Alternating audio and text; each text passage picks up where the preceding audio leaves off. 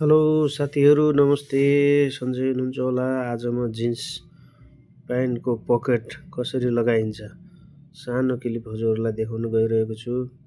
यो टुइल कटनमा jeans स्टाइलमा pant बनाउँदा जिन्सको ब्याक पकेट कसरी लगाइन्छ ल हेर्नु होला मेरो यो भिडियोमा कसरी लगाइन्छ। यो एउटा पकेट लगाएर मैले देखाउँदैछु हजुरहरूलाई, राम्रोसँग हेरिदिनु होला कस्तो लाग्छ। हेरेर मेरो भिडियोलाई लाइक शेयर सब्सक्राइब गरिदिनु होला। ल हेर्नुहोस्, यो चाहिँ जिन्स प्यान्ट बनाउँदैछु। यसरी हाम्रो यो ब्लू जिन्स गार्मेन्टमा जिन्सको प्यान्टहरू यसरी बनाइन्छ। अर्डर अनुसारको आफ्नो साइजमा भने जस्तो डिजाइनमा उपलब्ध गराइन्छ। ल हेर्नुहोस्, यो जिन्सको पकेट कम्प्लिट भएको छ। यसरी यो चाहिँ हाम्रो दाङ घोराईको तुलसीपुर चोकदेखि 100 मिटर